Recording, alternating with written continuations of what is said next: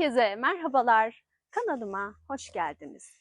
Bu videomda sizlere şu görmüş olduğunuz Tinimini adını verdiğim pembe çantamın yapımını adım adım anlatacağım. Arkadaşlar ben bu çantayı yaparken pembe renk rafi ipler kullandım. Sizler istediğiniz renkte iplerle ya da istediğiniz türden iplerle bu çantayı çok rahatlıkla örebilirsiniz. Dediğim gibi ben rafi ip kullandım ama sizler koton ipler, makrome iplerle de bu çantayı çok rahat örebilirsiniz. Çantamın detaylarını göstermek istiyorum arkadaşlar size.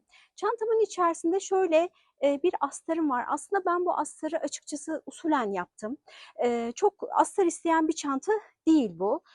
Çantanın içerisinde kanvas var arkadaşlar. Bu kanvasın görüntüsünü kapatabilmek için tamamen yapmış olduğum bir astar bu. Şimdi çantam pembe renk. Dolayısıyla ben bu çanta için şu şekilde gördüğünüz gümüş rengi detaylar kullandım. Çantamın sapını gümüş rengi bir zincir kullanınca bakın şu şekilde gümüş rengi halkalar ve de gümüş rengi çıt çıt kullandım haliyle. Ama şayet bulabilseydim açıkçası pembe renk bir sapla da ben bu çantayı denemek isterdim ama bulamadım. Piyasada pembe renk deri sap yokmuş arkadaşlar. Eğer farklı renkte yaparsanız bu çantanızı deri saplarla da denemenizi açıkçası sizlere tavsiye ederim. Şimdi çok uzun vaktinizi almak istemiyorum. Hemen çantanın yapımına geçmek istiyorum. Ancak çantamızın yapımına geçmeden önce kanalıma ücretsiz abone olur. Bir de videomu beğenirseniz çok mutlu olurum. Hazırsak haydi başlayalım. Motifimizi yapmaya başlayalım arkadaşlar. Bunun için öncelikle bir sihirli halka yapıyoruz. Yalnız bu defa normal koşullarda bakın sihirli halkamızı bakın şu şekilde yapıp hatırlarsanız şöyle ilmek alıyordum. Bu defa biraz farklı yapacağız. Çünkü sihirli halkamızın içerisine bu defa sık iğne değil ikili trabzan yapacağız. Dolayısıyla ilk aldığım ipin böyle çift olmasını istediğim için bu defa farklı bir şekilde ip alacağım. Bakın arkadaşlar ne dedik? Normalde şuradan ip alıyorduk. Bu defa tığımızı buradan geçiriyoruz. Ardından bakın şu şekilde getirip iki ipin altından birden geçiyorum ve hemen yine bakın şuradaki ipi alıp çıkarıyorum. Bakın şu an tığımın üzerinde 2 adet ilmek oluştu. Tekrar bir göstermek istiyorum arkadaşlar. Bakın ipimi parmağımın etrafına doladım. 2 parmağımın etrafına doladım. Ardından bakın bu arada bu ipi de bu şekilde sıkıştırıyorum. Ardından bakın şu parmağımla ipi sıkıca tutuyorum. Tığımı getirip ne dedik? Normal koşullarda buradan alıyordum. Bu defa bakın şuradan alıyorum ilmeğimi ve getirip şuradaki 2 ipimin birden altından geçiyorum ve buradaki ipten bir adet ilmek alıyorum. Bakın şu anda tığımın üzerinde 2 adet ilmek oluştu. Şimdi arkadaşlar 2 ipi de tek seferde çekiyorum. Ardından bir adet zincir çekiyorum. Şimdi sihirli halkamın içerisine toplamda 12 adet ikili trabzan yapacağım. Bu ilk yapmış olduğumu da birinci ikili trabzan olarak varsayıyorum. Şimdi tığımın üzerine bir adet ip aldım. Sihirli halkamın içerisine geçip bir adet ilmek alıyorum. Tığımın üzerinde şu an 3 adet ilmek var. İlk 2 ilmeği birlikte, sonraki 2 ilmeği yine birlikte çekerek ikili trabzanımı yapıyorum. Bu şekilde devam ediyorum arkadaşlar. Bakın 3. ikili trabzanım. Bir kere daha göstermek istiyorum. Tığımın üzerine bir adet ilmek aldım. Halkamın içerisine batıp yine bir adet ilmek alıyorum. Ve ilk 2 ilmeği birlikte, sonraki 2 ilmeği yine birlikte çekerek ikili trabzanımı yapıyorum. Bakın arkadaşlar 1, 2, 3, 4 adet ikili trabzanımız oldu. Bunu hemen 12 adet ikili trabzana çıkaralım. 10, 11 ve 12. 12 adet ikili trabzan yaptım.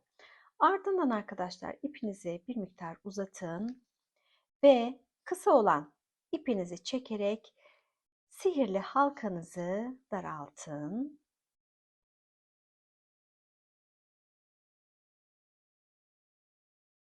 Şimdi arkadaşlar bakın ilk yapmış olduğum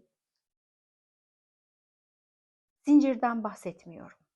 İlk yapmış olduğum ikili trabzandan yani bakın şu şekilde göstereyim size. İlk yapmış olduğum trabzan hatırlarsanız zincirden oluşmuştu. Ben diğerinden bahsediyorum. Hemen onun tepe noktasına şu şekilde bakın giriyorum. Yerini göstereyim size. Şimdi arkadaşlar tığımı buradan ters geçirip ardından ipimi bu noktadan geçiriyorum. İlmeğimi bu noktadan geçiriyorum. Yalnız ilmeğinizi geçirirken şu ipinizin bu tarafa bakmasına dikkat edin. Yani biz örmeye bu şekilde devam edeceğimiz için ipiniz, ana ipiniz arka tarafta dursun. Bakın ilmeğimi buradan geçiriyorum. Bakın arkadaşlar bu şekilde. Ardından şöyle bir miktar çekin. Bu ipiniz zaten uzun olsun. Çünkü bu sırayı fıstık yaparak tamamlayacağız. Şimdi 12 adet bizim ikili trabzanımız oldu. Şimdi her ikili trabzanın şu şekilde boşluklarına fıstık yapacağız arkadaşlar. Şimdi normalde fıstık yaparken tığımızın üzerine ip alıyorduk hatırlarsanız, ardından boşluğa batıyorduk. Yalnız bu ilk fıstığımızı yaparken ip almadan başlayacağız. Sebebini de söyleyeyim size arkadaşlar. Bakın ip aldığımız zaman bakın şu arkada ipimizin şekli güzel durmuyor, modelimizi bozuyor. Onun için ilk etapta ip almadan başlıyoruz. Bakın şu ipimizi geçirmiş olduğumuz noktaya tekrardan tığımızı sokuyoruz ve bir adet ilmek alarak ipimizi uzatıyoruz. Şimdi tığımızın üzerine ip alıyoruz. Tekrar batıp bir adet ip alıp uzatıyoruz. Tekrar tığımızın üzerine ip alıyoruz. Yine aynı noktaya girip bir adet ilmek alıp aldığımız ilmeği uzatıyoruz. Ve bu ilmeklerin tamamını tek seferde topluyoruz. Ardından 2 adet zincir çekiyoruz ve tığımızın üzerine ip alıp bir sonraki boşluğa fıstığımızı yapıyoruz. Bu birinci kez aynı noktaya battım, ipimin üzerine tığ aldım. İkinci kez aynı noktaya batıp ipimi uzattım. Tekrar tığımın üzerine ip aldım. Üçüncü kez aynı noktaya batıp ipimi uzattım. Ve bunların hepsini tek seferde topluyoruz. Ardından yeniden 2 adet zincir çekiyoruz. Tığımızın üzerine ip alıyoruz. Bir sonraki sık iğnenin tepe boşluğuna girip bir adet ilmek alıp uzatıyoruz. Tekrar tığımızın üzerine ip alıyoruz. 3 kere tekrarlıyoruz arkadaşlar. Tekrar tığımızın üzerine ip aldık. Bakın 3. kez battık ve bu defa tamamını tek seferde topluyoruz ve 2 adet zincir çekip bir sonraki sık iğnenin tepe boşluğuna geçiyoruz. Bakın arkadaşlar 11 adet fıstığımı tamamladım. Bizim 12 adet fıstık yapmamız gerekiyor. 12 adet hatırlarsanız ikili trabzan yapmıştık. Şimdi arkadaşlar şu görmüş olduğunuz benim başlangıçta trabzan olarak, ikili trabzan olarak kabul ettiğim zincirim. Şimdi bunun tepe noktası haliyle yok. Dolayısıyla bakın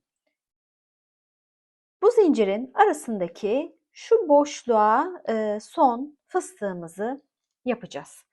Evet, 2 adet zincirimizi çekmişiz. Hemen tığımızın üzerine ip aldık arkadaşlar. Ne yapıyorduk?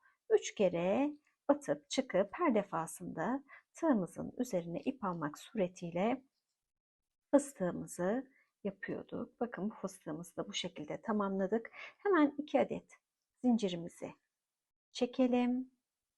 Ardından bakın arkadaşlar, ipinizi bir miktar uzatın. Şu benim ilk fıstığım ve bakın fıstıklarımızın şu şekilde bir tepe noktası var. Bakın şöyle bir göstereyim size. Şimdi bu tepe noktasını arkadaşlar şu şekilde tığımızı tersten geçirip örgünüzü yine çevirin. Bakın bu bizim örgümüzün düz yüzeyi. Bu taraf bizim örgümüzün ters yüzeyi. İpiniz, yani ana ipiniz örgünüzün ters yüzeyinde kalmaya devam edecek şekilde ilmeğinizi tığımıza geçiriyoruz. Hemen ardından tığımızı geçirmiş olduğumuz boşluktan ilmeğimizi çıkarıyoruz. Şimdi örgümüzün düz yüzeyini yeniden kendimize doğru çeviriyoruz. Bakın arkadaşlar, şimdi her fıstığın arasına şu şekilde 2 adet zincirden oluşan boşluklar yaptık. Bakın şu şekilde boşluklar yaptık. Şimdi biz bu sırada tamamen bu boşluklara ikili trabzan yapmak suretiyle örneğimize devam edeceğiz. Bakın arkadaşlar, ilmeğim burada. Hemen bir önceki boşluğa girip bir adet ilmek alacağım. Bakın size şu şekilde daha rahat gösterebilirim. Bakın bir önceki boşluğa girip bir adet ilmek alıyorum. Ardından bakın tığımın üzerinde 2 adet ilmek oluştu. Bu 2 ilmeği tek seferde çekip bir adet zincir çekmek suretiyle bunu bir adet ikili trabzan olarak kabul ediyorum. Şimdi bir sonraki boşluğa geçiyorum ve bu boşluğa 3 adet ikili trabzan yapıyorum. 1, 2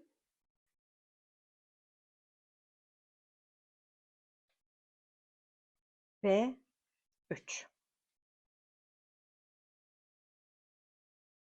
Şimdi arkadaşlar, ilk boşluğa bakın bir adet ikili trabzan yaptık.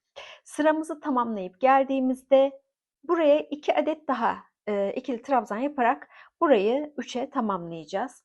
Şimdi ne yaptık? Bir sonraki boşluğa hemen 3 adet ikili trabzan yaptık. Şimdi bir sonraki boşluğa bakın arkadaşlar, motifimizin şekli şu an daire, yuvarlak.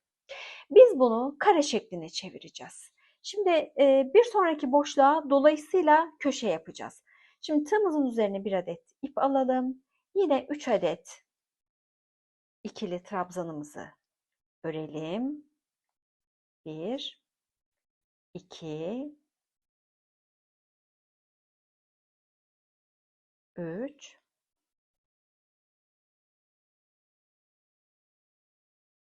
pardon arkadaşlar, evet, 3. Şimdi 2 adet zincir çekip 3 adet daha ikili trabzan örüyoruz arkadaşlar. Aynı boşluğa. Böylelikle köşemizi, birinci köşemizi yapmış oluyoruz. Evet, üçüncüyü de yaptık. Şimdi arkadaşlar, sonraki her iki boşluğa da üçer adet ikili trabzan yapıyoruz. 1, 2, 3. Bu benim birinci boşluğumdu. Bir sonraki boşluğa geçiyorum arkadaşlar. Yine 3 adet ikili trabzanımı yapıyorum. Sonraki boşluğa geçtiğimizde köşe yapacağız arkadaşlar yine. Şimdi 4 adet köşe yapmamız gerekiyor. Birinci köşemizi yaptık. Şimdi ikinci köşemizi yapacağız arkadaşlar. Şimdi şu şekilde söyleyeyim size arkadaşlar. Bir boşluğa köşe çalışıyoruz ya. Sonraki iki boşluğa sadece 3'er adet ikili trabzan yapıyoruz. Sonraki boşluğa yine köşe, sonraki 2 boşluğa yine 3'er adet ikili trabzan yapıyoruz. Yani 3 taneden bir tanesine köşe yapıyorsak diğer ikisine normal ikili trabzanlarımızı yapıyoruz. Şimdi bakın köşemizi çalıştık. 2 adet sadece 3'er adet ikili trabzandan oluşan trabzanlarımızı yaptık. Bir sonrakine ne dedik? Köşe yapıyoruz. 3 adet ikili trabzanımızı hemen yapıyoruz.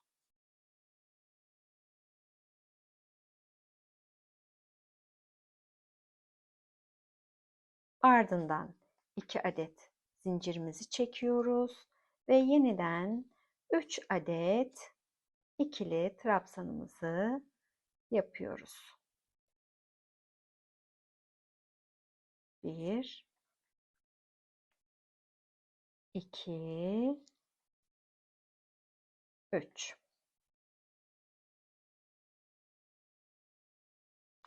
Bu sırayı birlikte tamamlayacağız arkadaşlar. Bir sonrakine yine 3 adet ikili trabzan yapıyoruz.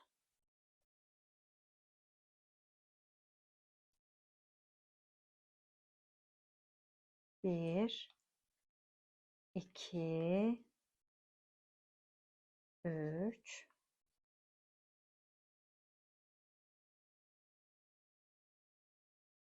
bir sonrakine yine ikili trabzan yapıyoruz. 3 adet. Bu birinci ikili trabzanım. İkinci ikili trabzan ve üçüncü ikili trabzan. Bir sonrakine yine köşe yapıyoruz arkadaşlar. Bakın örgümüzün iki köşesi belli oldu bile. Hemen köşemizi yapalım arkadaşlar. Nasıl yapıyorduk? 3 adet ikili trabzan yapıyorduk. Ardından 2 adet zincir çekip tekrar 3 adet ikili trabzan yapıyorduk. 1 2 3. Sonraki 2 boşluğa da yine 3'er adet ikili trabzan yapıyoruz. Herhangi bir köşe yapmıyoruz buralara arkadaşlar.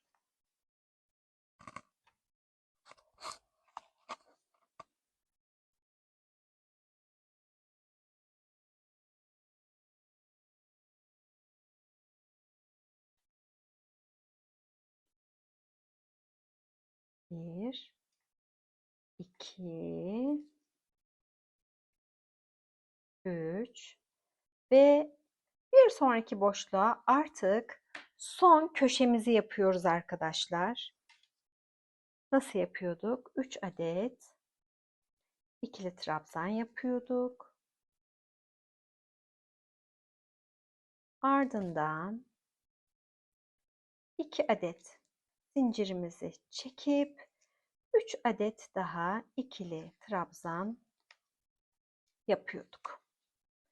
1 2 ve 3. Köşelerimizi tamamladık arkadaşlar. Bakın şurada son bir boşluğumuz kaldı. Şimdi bu sıraya ilk başlarken hatırlarsanız buraya zincir çekmek suretiyle trabzanımı yapmıştım. Bunu trabzan olarak kabul etmiştim. Buraya 2 adet daha ikili trabzan yapmak suretiyle burayı da artık 3'e tamamlıyoruz.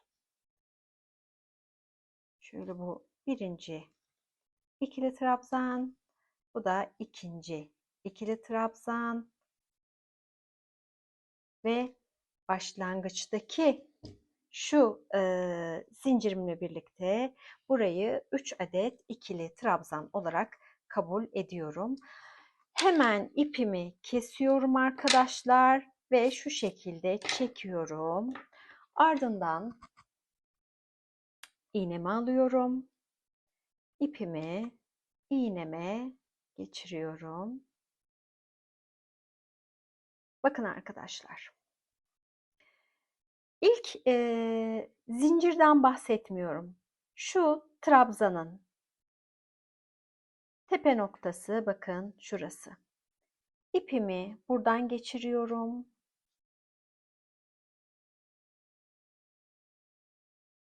Bakın şu şekilde. Ardından bakın ipimin geldiği başağın boşluğu, bakın burası. Başağın boşluğu, bakın burası. Hemen aynı boşluktan iğnemi geçiriyorum. Bakın alttaki ipten de geçmek suretiyle burada yeni bir başak şekli oluşturuyorum. Bakın şu şekilde birleştiriyoruz. Ardından hemen ipimizi gizliyoruz.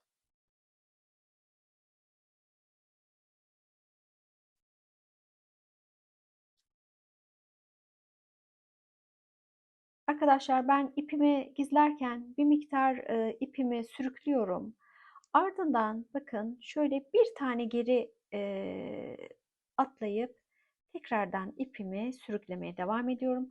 Dolayısıyla şu noktada da ufak bir düğüm atmış oluyorum. İpin sökülmesini engelliyorum. Şimdi kağıt ipler kolay kolay sökülmezler ama yine de ben bu şekilde daha rahat ediyorum. Evet, bu kadar gizlemek yeterli. Hemen ipimizi kesebiliriz.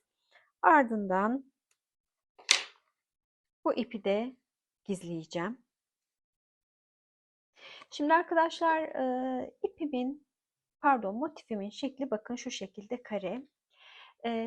Ben bu şekilde motif tahtası diye de tabir ediliyor. Bakın şöyle biraz küçültmek istiyorum ekranımı. Çok affedersiniz. Daha iyi gösterebilmek için arkadaşlar kameramın açısını değişip geri geldim. Bakın arkadaşlar örmüş olduğum motifimin şekli bu. Kare. Bu motif tahtası olarak satılan bir ürün. Tabii ki almak zorunda değilsiniz. Sadece ben size göstermek istedim. Çünkü bakın arkadaşlar köşeli motiflerinizde şeklini, köşelerini çok daha güzel, belirgin yapıyor. Ben dolayısıyla bunu satın almak istedim. Aldım, çok da memnunum. Tavsiye eder miyim? Evet, tavsiye ederim size. Ama tabii ki almak zorunda değilsiniz. Yalnız mutlaka motiflerinizi ördükten sonra tersten bir ütüleyin. Çok ezmeyin yalnız ütülerken ve buharlı, bol buhar vererek ütüleyin. Dediğim gibi çok fazla ezmeyin ki şu fıstıklarınız ezilmesin. Bu tahtayı kullanacaklar için sıcakken motifinizi ütüledikten sonra sıcakken hemen getirip şu şekilde bu aparatın üzerine şöyle köşelerden motiflerinizi yerleştirdiğiniz takdirde bakın şekli çok daha güzel kare şekli alacaktır. Yahut almak istemeyenler için de motifinizi ütüledikten sonra elinizle şu şekilde daha güzel ve daha rahat kare şekli verebilirsiniz. Arkadaşlar motiflerimizi örelim. Ardından güzelce buharlı ütüyle ütüleyelim motiflerimizi. Artık birleştirme aşamasına geçeceğiz. 10 adet motifimi tamamladım arkadaşlar. Bunun ilk etapta 8 tanesini birleştireceğiz. Bakın şu şekilde 2 tanesini ayırıyorum ve 8 tanenin birleştirmesini bakın şimdi birlikte yapacağız. Şimdi bu birleştirmeler bakın arkadaşlar şu şekilde olacak. Şu şekilde ikişerli ikişerli birleştireceğiz. Yalnız ilk etapta biz boyuna olan bölgeyi birleştireceğiz. Boyuna birleştirdikten sonra enine olan kısımları, boşlukları tekrar birleştireceğiz. Bakın arkadaşlar şunları şöyle bir öncelikle bir kenara koymak istiyorum. Şu 2 adet motifimin birleştirmesiyle başlayacağım. Tığla birleştireceğiz arkadaşlar. Kaydırma yöntemiyle ama ben öncelikle Kaydırma yaparken ipimin kaymaması için bakın şu yüzeyler motiflerimin düz yüzeyleri ve şu köşeden birleştirmeye başlayacağım. Dolayısıyla şöyle bir miktar ipimi gizlemek istiyorum.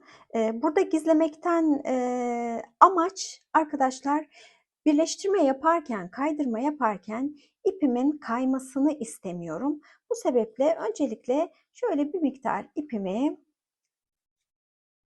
sıkıştırmış oluyorum motifimin altına. Ardından bakın şu şekilde birleştirmeyi yapacağız. Şimdi ipimiz altta duracak. Şimdi arkadaşlar bakın bu dış yüzeylerde bakın şu şekilde zincirimiz var. Başak şeklinde zincirlerimiz var.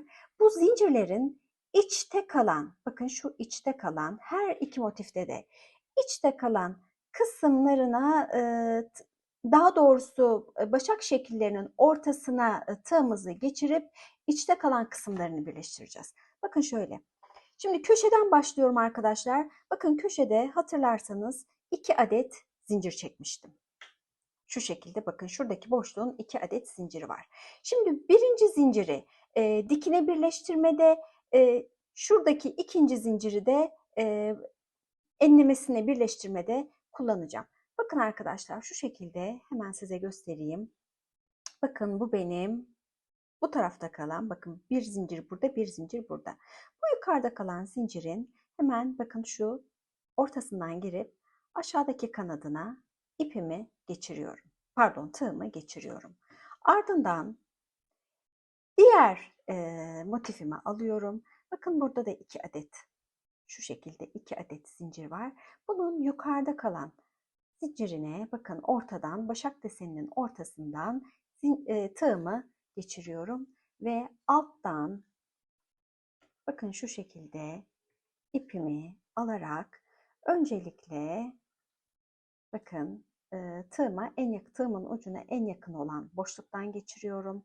Ardından diğer boşluktan da geçiriyorum ve bakın şu şekilde bir adet ilmek elde etmiş oluyorum. Ardından yeniden bir sonraki zincirin yine ortasından geçiyorum. Başak deseninin ortasından geçiyorum ve alttaki kanattan tığımı geçiriyorum. Sonra diğer motife geçiyorum. Yine bir sonraki zincirin ortasından geçiyorum ve içerisinden bir adet ilmek geçiriyorum. Bakın arkadaşlar, her iki boşluktan da birer adet zincirimi geçirdim. Bakın şu an tığımın üzerinde 2 adet ilmek oldu ve bakın şu şekilde kaydırmamı yapıyorum. Kaydırmalarınız çok sık olmasın arkadaşlar. Bakın kaydırmamızı yaptık. Hemen bir sonraki zincire geçiyorum. Bakın hemen başak deseninin içerisinden geçiyorum. Diğer motifimin yine başak deseninin içerisinden geçiyorum. Ve her ikisinin içerisinden de bakın ipim altta. Şu şekilde altta. Her ikisinin içerisinden de aynı ipimi geçiriyorum. Bakın şu şekilde ipimi bir miktar uzatıyorum ve tığımın üzerindeki ipten kaydırıyorum. Ve yine ipimi bir miktar uzatıyorum. Ardından yine bir sonraki başağın içerisinden geçiyorum. Diğer motifimde de yine sıradaki başağın içerisinden geçiyorum. Alttaki ipimle bakın bir miktar ip alıyorum. Tığım yardımıyla her iki motifin içerisinden de çekiyorum ve bir miktar uzatıp bakın şu şekilde tığımdaki ipten kaydırıyorum. Hemen bir sonrakine geçelim arkadaşlar. Bakın tığımı içteki kanada geçiriyorum. Başağın içerisinden geçip sadece iç tarafta kalan kanada alıyorum. Ardından diğer motifime geçiyorum. Yine onun da ortasından geçiyorum başak deseninin ve altta kalan ipimden bir adet ilmek almak suretiyle bakın tığımın üzerine ilmek alıyorum ve almış olduğum ilmeği tığımdaki ipten kaydırıyorum. Bu şekilde sıra sonuna kadar gidelim arkadaşlar. Bakın arkadaşlar, sıra sonuna kadar geldik. Hemen köşedeki 2 adet boşluğun zincirlerine şimdi kaydırmalarımızı yapacağız. Bakın ne yapıyoruz? Şu boşluğun sadece birinci zincirlerine kaydırma yapacağız arkadaşlar. İkinci zincirleri enine kaydırma yaparken, enine birleştirme yaparken kullanacağız. Bakın hemen birinci zincirine batıyorum. Bu zincirimin de yine bakın ortasından geçtim. Başak deseninin ortasından geçtim ve sadece içlerde kalan zinciri alıyoruz. Her iki motifimizin de bakın şu şekilde içerisinden geçirdik.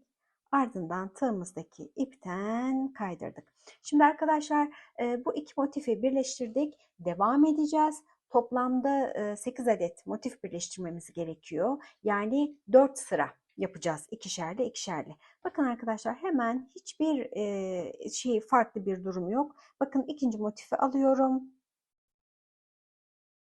Tersini tutuyormuşum. İkinci motifin arkadaşlar bakın şu köşe noktası, bakın ne dedik? Altta kalan zinciri enine birleştirirken, üstte kalan zinciri boyunu birleştirirken kullanacağız. Hemen üstte kalan zincirin ortasından geçip alttaki başak deseninin alttaki kanadını alıyorum. Ardından aynı işlemi bir sonraki motifime de yapıyorum. Bakın şurada 2 adet zincirim var. Şurada 2 adet zincir var arkadaşlar. Şu ikinciye batacağım. İkincinin ortasından geçiyorum. Bakın arkadaşlar hemen ipimi buradan çıkarıyorum. Ve ardından tığımdaki ipten geçireceğim. Yalnız burada şu aradaki boşluğun çok fazla, yani ipinizin çok uzun olmamasına dikkat edin. Aksi halde kasılma yapar, gevşeme yapar.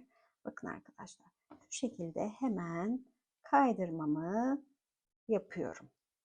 Ardından yine bir sonraki ipin, bakın zincirin ortasından geçiyorum. Alttaki kanadı alıyorum.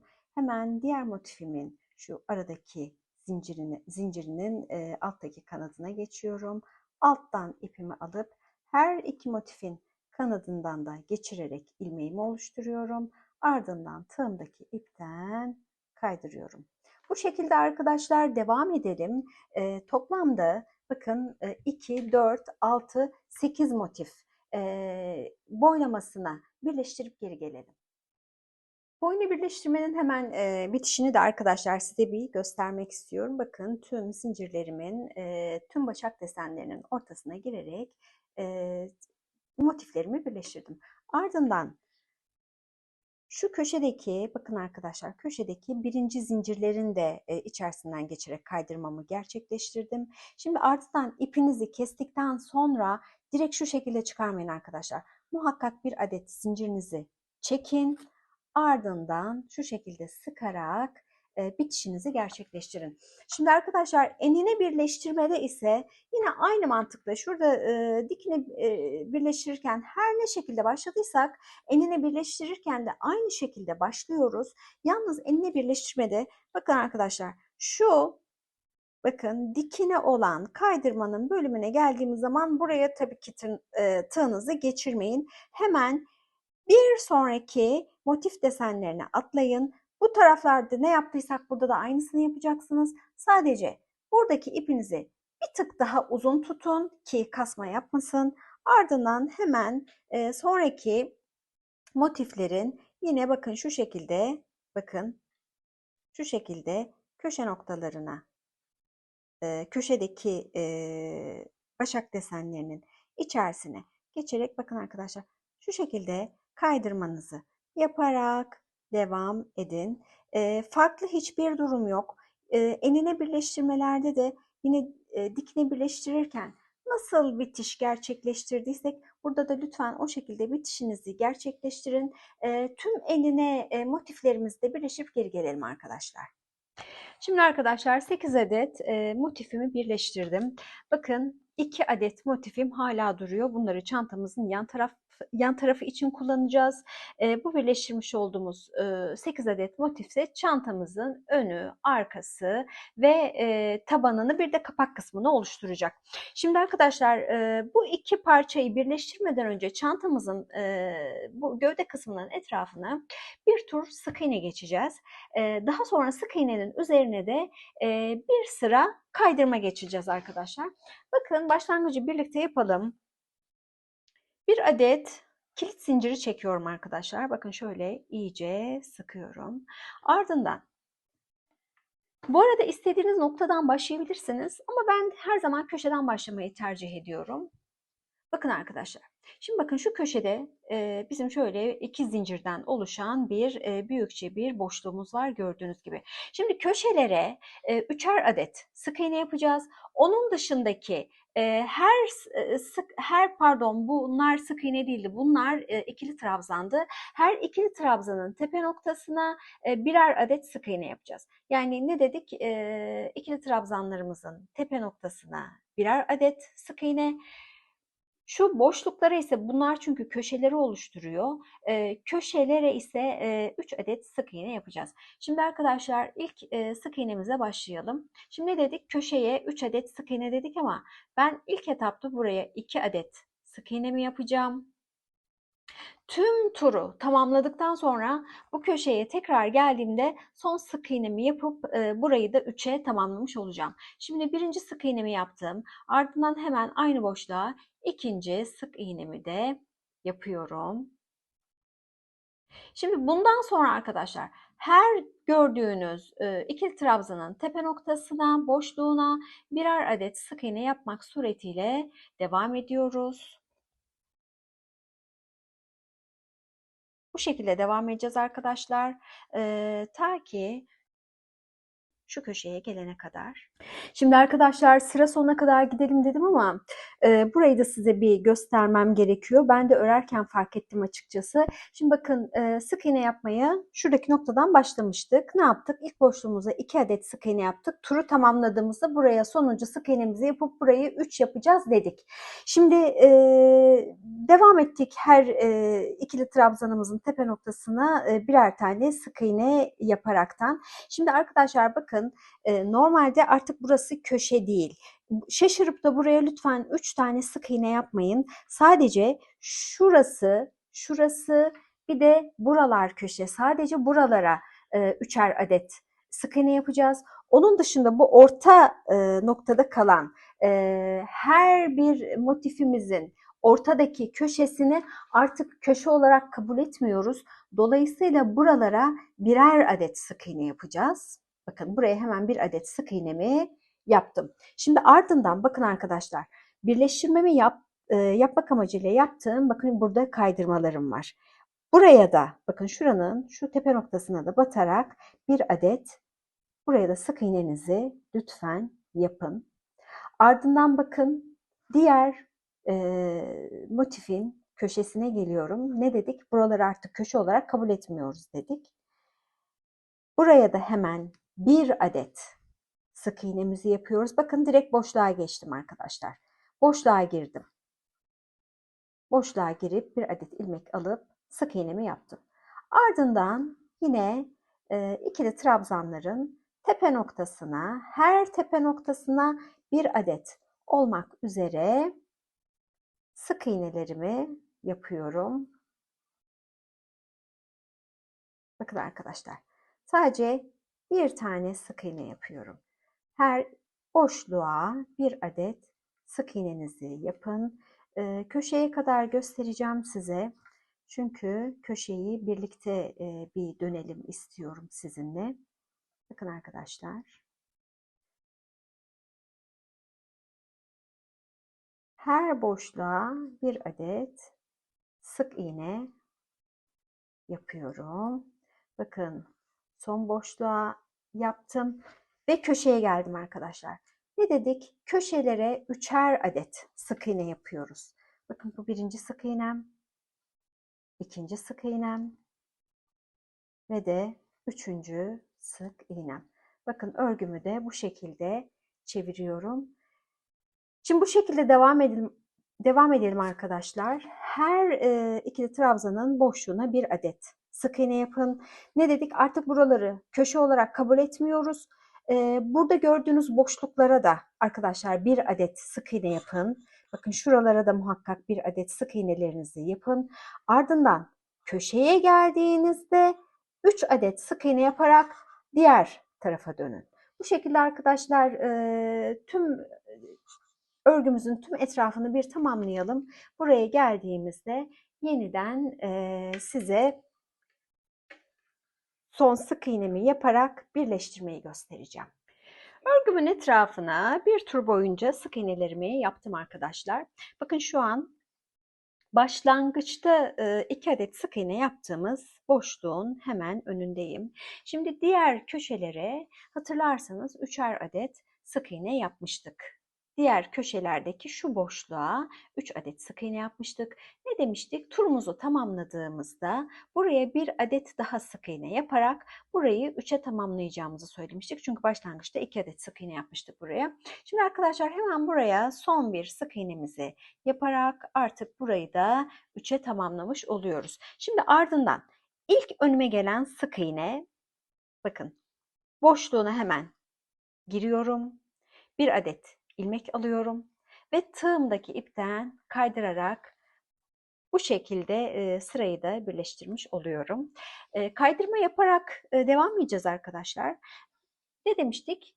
Sık iğne yapacağız. Ardından bir sıra boyunca sık iğnenin üzerine kaydırma yapacağız demiştik hatırlarsanız. Şimdi ilk sık iğnemin bakın boşluğuna şurada kaydırmamı yaptım. Hemen ardından bir sonraki sık iğnenin tepe boşluğuna giriyorum ve bir adet ilmek alıyorum. Ardından tığımdaki ipten bakın şu şekilde kaydırıyorum. İpimi bir miktar gevşetiyorum. Kaydırma yaparken arkadaşlar tığınızın üzerindeki ilmekler çok sıkı olmasın lütfen. Hemen bir sonraki boşluğa giriyorum. Bir adet ilmek alıyorum ve tığımdaki ipten kaydırıyorum. Bakın bu şekilde her sık iğnenin tepe boşluğuna girip bir adet ilmek alarak tığımızdaki ipten kaydırıyoruz. Bu şekilde arkadaşlar turu tamamlayalım. Bir tur boyunca kaydırmalarımı yaptım arkadaşlar.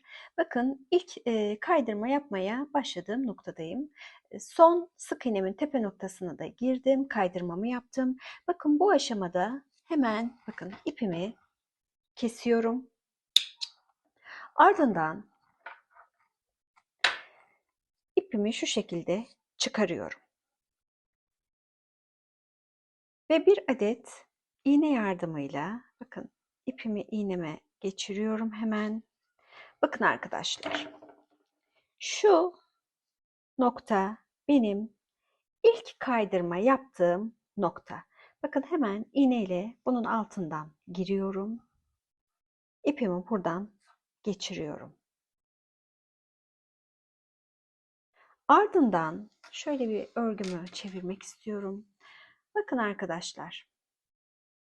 İpimin geldiği, kaydırma yaptığım nokta burası. Bakın ipim buradan geliyor ve bir sonraki ilk başlangıçtaki kaydırma yapmış olduğum noktadan altından bakın şu şekilde komple geçtim. Bakın ardından kaydırma yaptığım, bakın ipimin geldiği nokta başağın içerisine giriyorum ve ipimi buradan geçirerek bakın bir başak deseni oluşturuyorum. Bakın şu şekilde göstereyim size arkadaşlar. Bakın şu şekilde başak desenimizi oluşturarak birleştirmemizi yaptık. Ardından ipimizi hemen gizliyoruz. Şimdi arkadaşlar ben gizleme yaparken, ipimi gizlerken şöyle bir miktar bakın ipimi yürütüyorum. Ardından şimdi kağıt ip kolay kolay sökülmez ama yine de bakın son geçmiş olduğum noktadan şöyle bir kere daha geçerek yeniden ipimi yürütmeye devam ediyorum. Böylelikle bu noktada ufak bir düğüm atmış oluyorum. Bakın arkadaşlar şu şekilde. Evet, ipimi geçiremedim. Evet.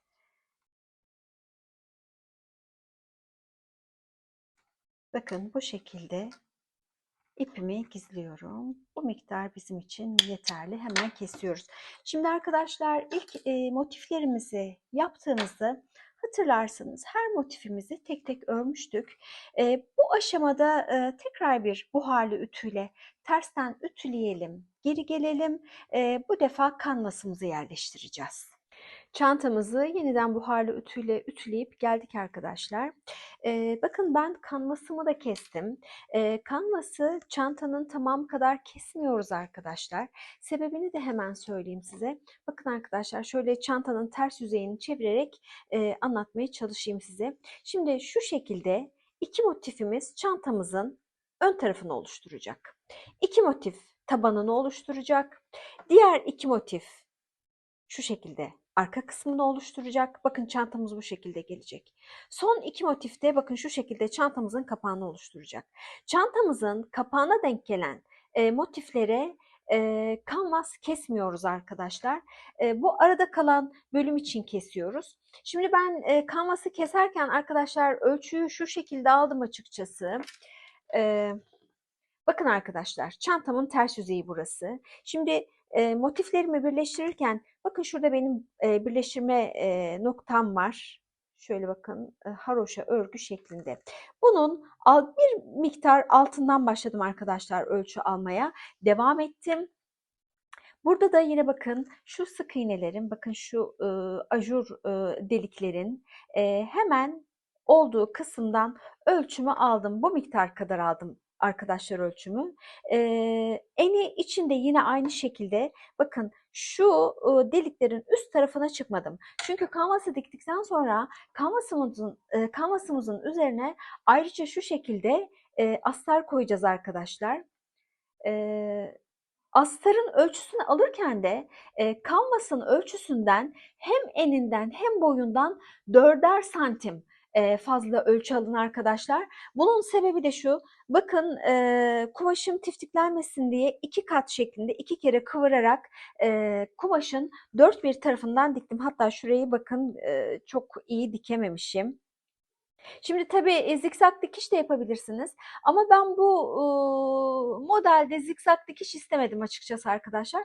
Dolayısıyla düz dikiş yapmak istediğim için çantanın kenarlarını iki kat kıvırdım.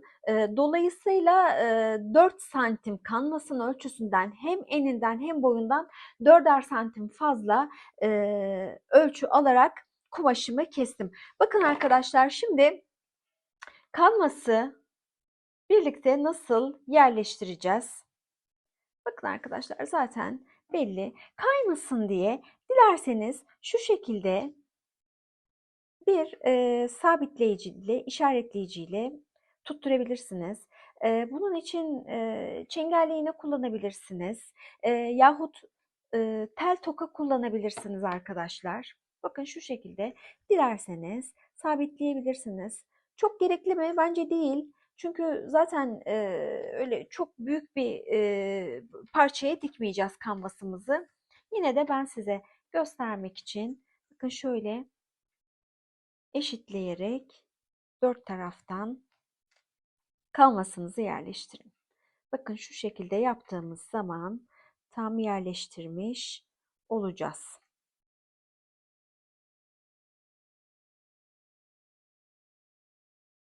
Tamamen kaymasını istemiyorsanız yapabilirsiniz. Dediğim gibi çok gerekli değil. Bu defa da galiba çok yukarıdan yaptık. Evet bakın şu şekilde yaparsak iyi olacak. Şunu da takalım arkadaşlar.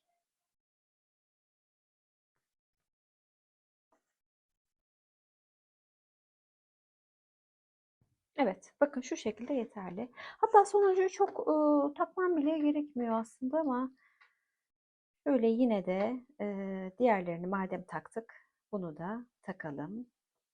Bakın, evet arkadaşlar şu şekilde.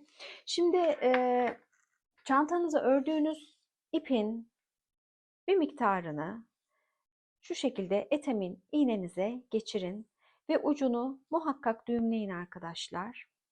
Bakın şu şekilde bir düğüm atalım. Şimdi arkadaşlar şu en baştakini artık çıkarayım. Şimdi bakın arkadaşlar. Şöyle bir miktar ipimi yürüteceğim.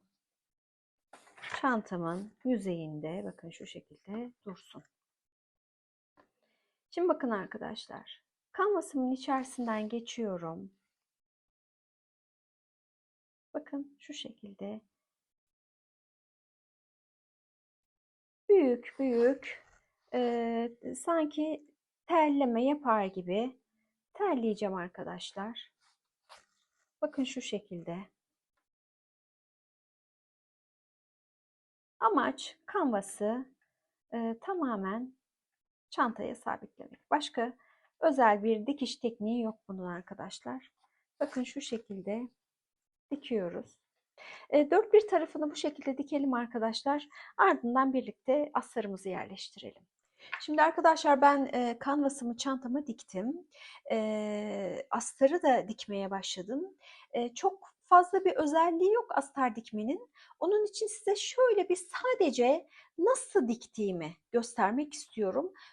Dikiş makinesiyle dümdüz dikebilirsiniz. Ama ben rafi ipleri dikiş makinesinde dikmeyi pek tercih etmiyorum. İpime zarar vermek istemiyorum çünkü çantama zarar vermek istemiyorum. Astarları da çantaya dikerken ben gizli dikiş tekniğiyle dikiyorum arkadaşlar.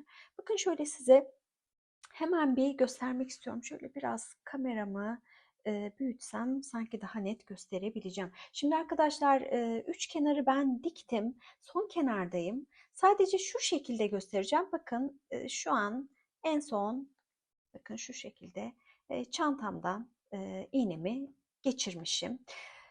Bakın kumaştan geçirirken kumaşın şöyle ağız bölümüne çok yakın bir bölümden iğnemi geçiriyorum, aşağıdan ilerletiyorum ve yine astarın içerisinden çıkıyorum ve iğnemin diğer taraftan geçmemesine dikkat ediyorum. Bu dediğim gibi gizli dikiş tekniği arkadaşlar. Bakın şöyle iğnenizi çıkarıyorsunuz.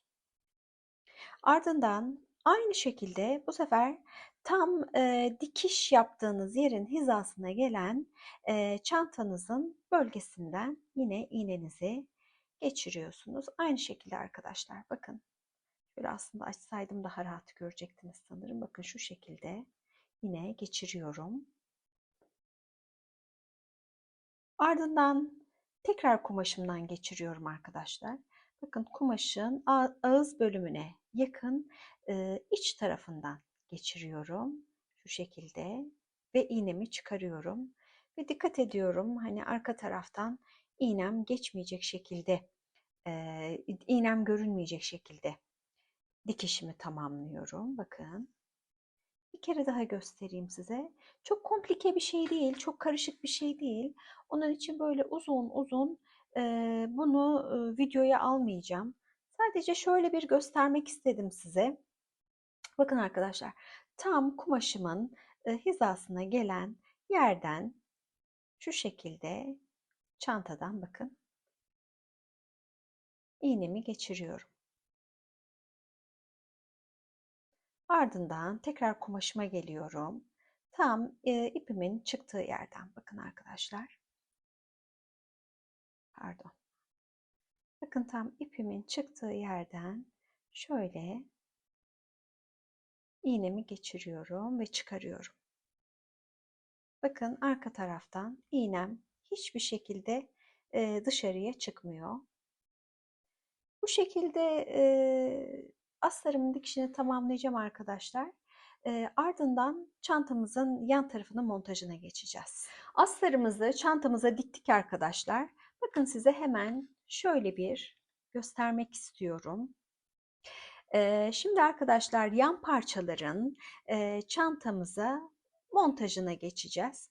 Şimdi öncelikle şunu göstereyim size arkadaşlar. Bakın şu yan parçaları çantamıza şu şekilde şöyle kameraya sanırım gösterebiliyorumdur. Bakın arkadaşlar şu şekilde dikeceğiz, monte edeceğiz arkadaşlar. Yine kaydırma yöntemiyle nasıl ön taraftaki parçalarımızı kaydırma yöntemiyle birleştirdiysek bu yan parçayı da arkadaşlar kaydırma yöntemiyle çantamıza iliştireceğiz. Şimdi bakın şuraları yaparken hatırlarsanız şu çanta motiflerin dış tarafında bakın şöyle başak desenli zincirlerimiz vardı. Hatırlarsanız bu başak desenlerinin içerisinden geçip orta tarafta kalan, iç tarafta kalan başakların kanatlarına çalışmıştık. Yine aynı şekilde yapacağız arkadaşlar. Sadece şu parçada lütfen şuna çok dikkat edin. Bakın dış yüzeyde bizim kaydırmalarımız var. Lütfen şu parçaları, yan parçayı birleştirirken şu kaydırma yaptığımız zincire dokunmayın. Bakın şöyle çevirdiğiniz zaman, bakın şu şekilde göstereyim size. Bakın şu kaydırma yaptığımız zincir. Çevirdiğiniz zaman bakın şurada bir zincir daha görünüyor. Bu zincirlerin şu şekilde iç kanatlarına yine çalışacağız arkadaşlar. Buralarla birleştirme yapacağız. Lütfen şuralara dokunmayın. Şimdi arkadaşlar şöyle şu şekilde dikelim. Bir saniye arkadaşlar. Önce bir ayarlamayı yapalım. Evet şu şekilde yapacağız. Şimdi arkadaşlar öncelikle ben bir daha önceki parçalarda da aynısını yapmıştım. Öncelikle ipimi sabitlemek adına bir miktar motifimin içerisinde ipimi yürütmek istiyorum. Şimdi öncelikle evet motifimin düz yüzeyi bu. Ben bu şekilde birleştireceğim. Bakın arkadaşlar hemen şu köşeden birleştireceğim için şöyle bir miktar ipimi yürütüp bırakacağım.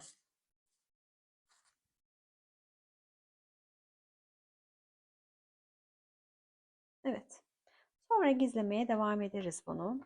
Şimdi arkadaşlar bakın şurada şu boşlukta benim 2 adet zincirim vardı. Bu birinci zinciri atlayıp ikinci zincirin bakın şu boşlukta 2 adet zincir çekmiştim hatırlarsanız. Şu tarafta kalan zinciri atlıyorum ve ikinci zincirin içerisinden geçiyorum. Ardından bakın arkadaşlar şurada da şu boşlukta da yine benim bakın şu şekilde 2 adet zincirim var. Hatta şöyle baktığınızda zaten şuranın direkt köşe noktası olduğu anlaşılıyor. Çok da kafanızı karıştırmak istemiyorum sizin. Bakın hala ipimi tığıma geçirmedim. Şu noktadan giriyorum. Bakın kaydırma yaptığım zincire hiçbir şekilde dokunmuyorum. Buradan bir adet ilmek alıyorum. Her iki parçanın içerisinden geçip tığımda bekletiyorum. Ardından arkadaşlar ipimi aşağıda tutuyorum. Bakın hemen bir sonraki zincirin içerisinden geçiyorum. Yine burada da aynı şekilde bir sonraki zincirin içerisinden geçip bakın birer ilmek alıp her iki parçanın içerisinden de bakın şu şekilde çıkarıyorum. Ardından tığımdaki ipten şu şekilde kaydırıyorum. Hemen bir sonraki zincirin içerisine geçiyorum arkadaşlar. Büyük parçadaki zincirin içerisinden de geçiyorum bakın. Hemen bakın ipim aşağıda. Hemen bir adet ilmek alıp her iki parçanın içerisinden de geçiriyorum. Ardından tığımdaki ipten kaydırıyorum. Çok sıkı yapmayın arkadaşlar kaydırmalarınızı. Bir sonraki zincire geçelim arkadaşlar. Bakın sıradaki zincirin içerisinden geçiyorum. Yine bakın bir adet ilmek geçiriyorum parçaların içerisinden ve tığımdaki ipten ilmekten kaydırıyorum. Bu şekilde devam edelim arkadaşlar. hemen yeniden zincirlerin içerisinden geçiyorum ve bir adet ilmek alıp tığımdaki ipten kaydırıyorum. Şimdi bu şekilde devam edeceğiz arkadaşlar. Orta noktaya geldiğimiz zaman da yine aynı şekilde devam edeceğiz. Kafanız hiçbir şekilde karışmasın. Ta ki bu noktaya gelene kadar kaydırmaya devam edelim arkadaşlar. Kaydırma işlemini yapmaya devam edelim. Bakın arkadaşlar, boydan boya kaydırma yaparak birleştirmemizi yaptık. Şöyle bir göstereyim size. Bakın, son boşluğa da girdim arkadaşlar. Kaydırmayı yaptım. Ardından arkadaşlar hemen bir adet zincir çekin ve ardından ipinizi kesin. İpimizi bu noktada gizleyeceğiz arkadaşlar. Burada iyice sıkın, açılmasın. Şimdi arkadaşlar size şöyle bir göstereyim. Şu ipimi daha sonra gizleyeceğim ben. Bakın aynı işlemi bu diğer taraftaki motifimizi birleştirmek için de yapacağız. Ardından da bakın arkadaşlar çantamız bu şekilde gelecek ve şu noktalara çıt çıt takacağız. Ben 2 adet çıt çıt takacağım arkadaşlar. Bakın şu şekilde olacak çantamız. Şu şekilde olacak. Şimdi diğer parçayı da birleştireceğim. Ardından çıt çıtlarımı da dikeceğim ve geri geleceğim. Çantamızı tamamladık arkadaşlar. Bakın size hemen şöyle bir çantamı göstermek istiyorum. Öncelikle ben gümüş rengi bir çanta sapı kullandım arkadaşlar. Pembe ile gümüş rengini çok yakıştırıyorum birbirine. Ama diğer taraftan da açıkçası bulabilseydim pembe renk deri bir şu şekilde uzun bir çanta sapı da denemek isterdim. Nasıl duracağını açıkçası merak ediyorum ama maalesef piyasada pembe renk deri çanta sapı üretimi yokmuş. Bordo rengi de ben bulamadım. Yoksa bordoyla da deneyecektim açıkçası. Ama gümüşle de güzel olduğunu düşünüyorum. Şimdi gümüş rengi çanta sapı kullanınca haliyle halkalarımı da gümüş rengi tercih ettim. Keza çıt çıtlar da aynı şekilde gümüş rengi.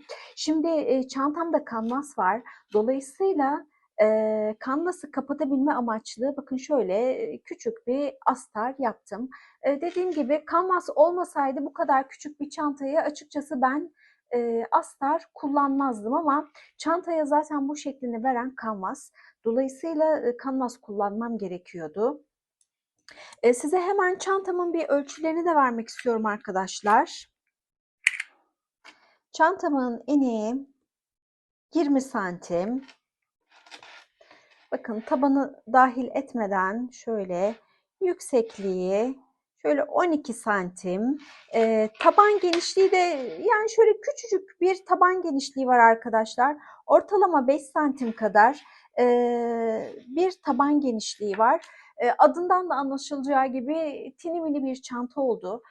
Günlük kullanım için çok güzel bir çanta. Yapacak olanlara açıkçası yapmalarını tavsiye ediyorum. Umarım faydalı bir video olmuştur.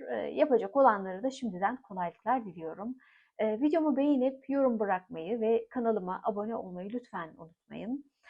Herhangi bir sorunuz varsa şayet yorumlar bölümünden yazabilirsiniz. Seve seve cevaplarım. Bir sonraki videoya kadar. Hoşça kalın.